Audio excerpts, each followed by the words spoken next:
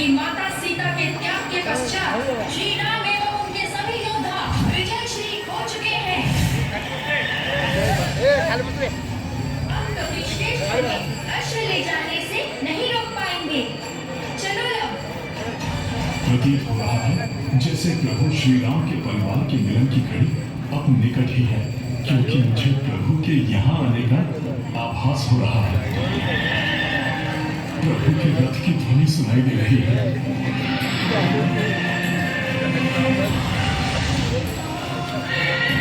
प्रभु अब शीघ्र आ जाइए। अब आपके परिवार के बिछोह का एक एक क्षण कठिन लग रहा है। प्रतीत हो रहा है लब, अयोध्या का अब कोई ऐसा योद्धा शेष नहीं है जो हमसे अश्व को वापस ले जाने का दुस्साहस कर सके। हाँ कुश, अब तो स्वयं श्री राम भी आ जाएं। उन्हें भी हम अश्व नहीं लेने देंगे। परास्त करेंगे हम उन्हें भी, क्योंकि माता सीता के त्याग के पश्चात श्री राम ने भी विजयश्री खो दी है। बस कुछ क्षण और, प्रभु से मिलन होते ही लव कुश को भी सत्य का बोध हो जाएगा। आश्चर्य है, परास्त होने के पश्चात भी कपिश्रेष्ठ के मुखड़े पर प्रसन्नता लक्षित हो रही है। माता पार्वती ने जो कहा था वो सत्य होने वाला है। कैसा होगा वो मिलन का क्षण। प्रभु अपने पुत्रों को हृदय से लगाकर कितने प्रसन्न होंगे। उनके समस्त दुख क्षण भर में दूर हो जाएंगे। प्रतीत हो रहा है पराजय के दुख ने विक्षिप्त कर दिया है कपिश्रेष्ठ को, इसीलिए दुखी होने के स्थान पर प्रसन्न हो रहे हैं।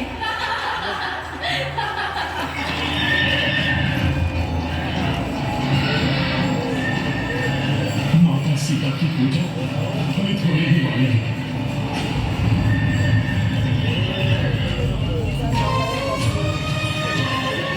मेरे प्रभु श्री राम आ गए। श्री राम,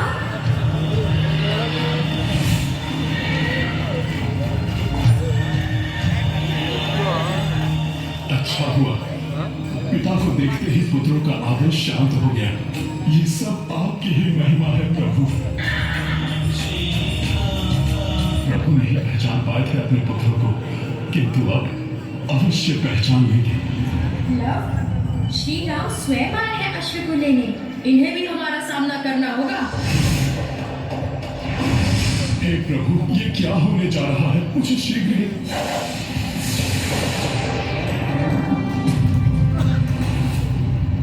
ये प्रणाम है हमारा।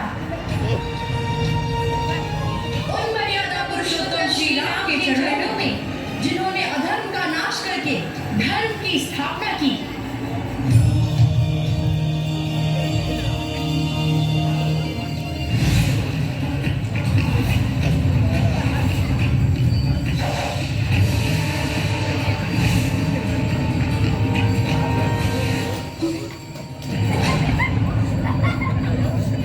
और ये हमारा विरोध है राजा श्री राम से, जिन्होंने अपनी अर्धांगिनी माता सीता का त्याग किया। अबोधतावश लगाए हुए आक्षेपों से मैं आपके प्रति रुष्ट नहीं हूं पुत्र। आप दोनों की वीरता, साहस, आपका ज्ञान प्रशंसनीय है। अयोध्या में आपके सुमधुर रामायण गान ने मेरे मन को मोह गया। हृदय में एक अपनत्व सा उत्पन्न होने लगा जब मैंने आप दोनों को प्रथम बार देखा। क्षमा करें, हमें आपके अपनत्व की आवश्यकता नहीं है। आपके अपनत्व का अर्थ है अग्नि परीक्षा।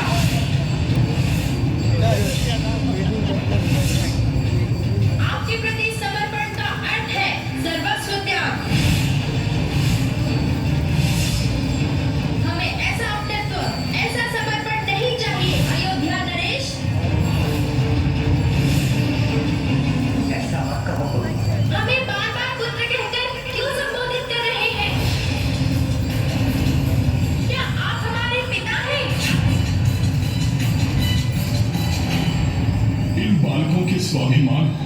वीरता इनकी बातों से ही पहचान लीजिए प्रभु। सूर्य वंशियों की भांति आचरण करने वाले ये आपके ही पुत्र हैं। इन बालकों का ऐसा स्वाभिमान, सीधे यदि इतने वर्ष हम साथ होते तो कदाचित इनके जैसे ही होते हमारे पुत्र।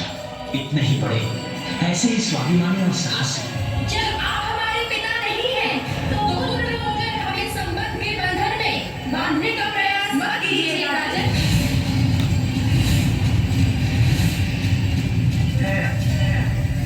पिता है हमारे।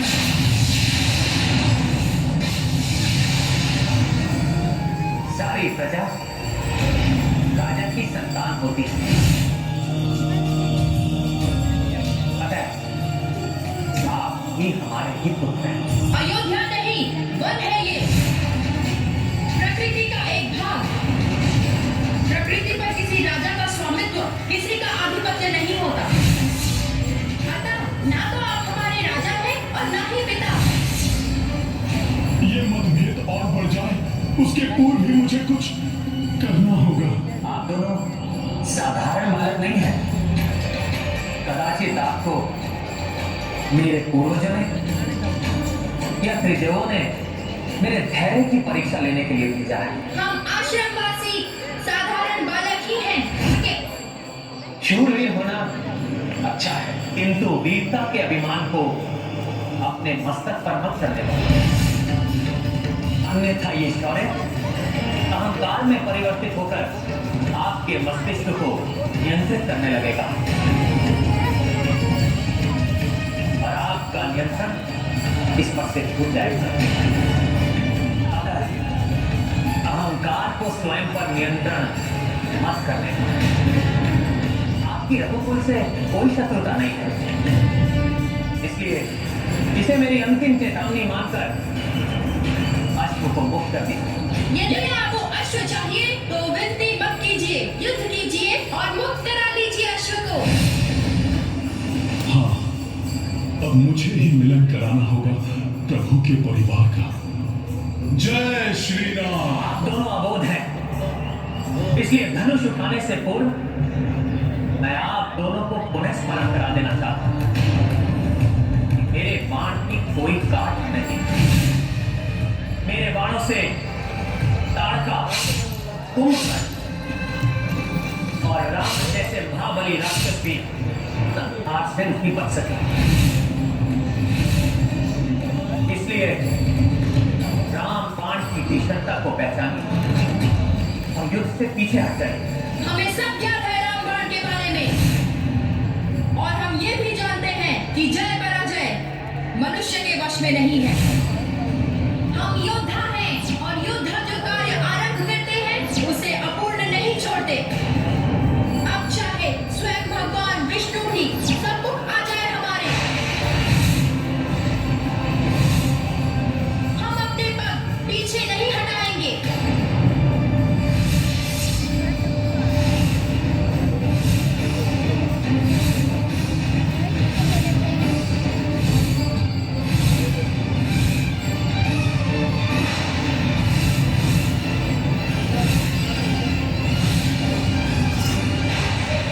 माता, कुछ भी कुशल नहीं है, कुछ नहीं बचेगा।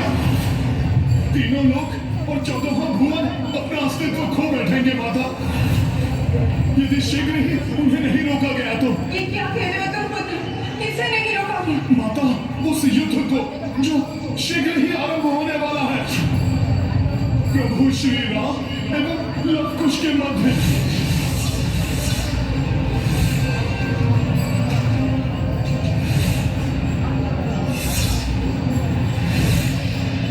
मेरे स्वामी और मेरे पुत्रों के मध्य युद्ध?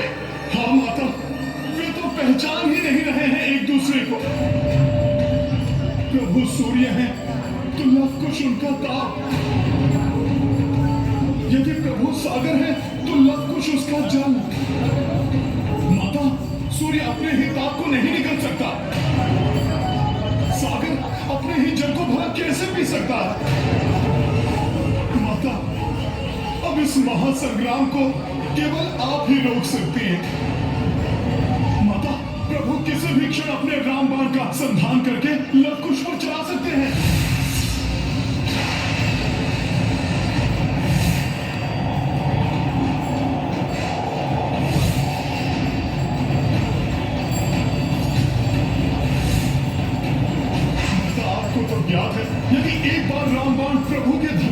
गया तो फिर उसे रोकना किसी के वश में नहीं है माता। माता आप शीघ्र चलिए, चलिए माता।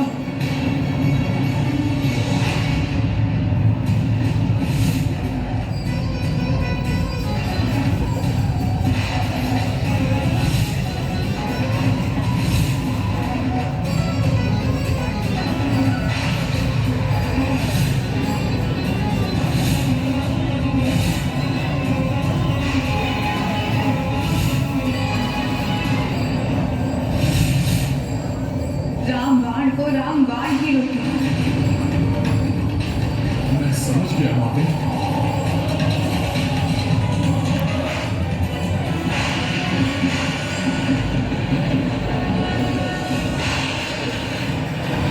माता, माता प्रतीत हो रहा है प्रभु अपने बाण का संधान कर रहे हैं। ये देखिए माता। नहीं, मैं ऐसा कदापि नहीं होने दूंगी। मेरे स्वामी अपने ही पुत्र अपने बाण का लक्ष्य नहीं बना सकते।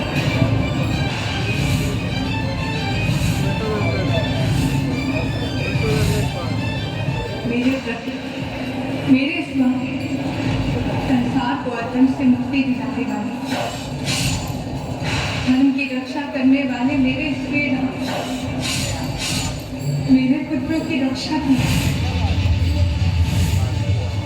संसार के उस प्रलय से रक्षा कीजिए जो मेरे पुत्रों को होने वाले अनिष्ट से उत्पन्न कर सकता है। हे रघुनंदन, दया कीजिए, रोक लीजिए इस अनर्थ को।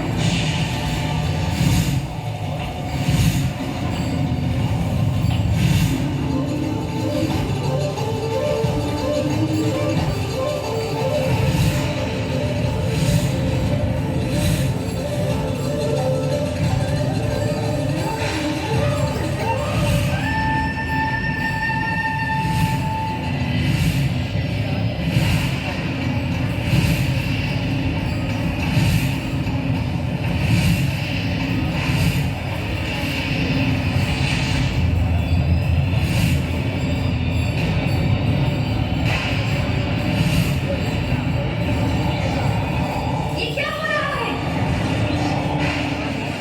ये बाण, ये यहाँ कैसे, कहाँ से आया ये बाण? किसका बाण है ये? रामबाण? ये तो मेरा ही बाण है जो मैंने इन बालकों को दिया।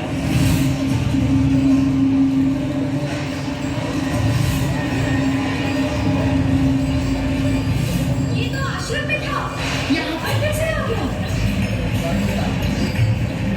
ये तो मेरे अतिरिक्त और कौन कर सकता है इस बाण का संधान?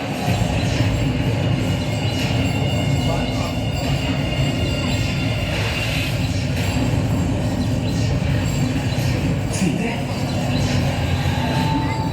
माता सीता को पुकार रहे हैं ये? हाँ, एकदम क्यों?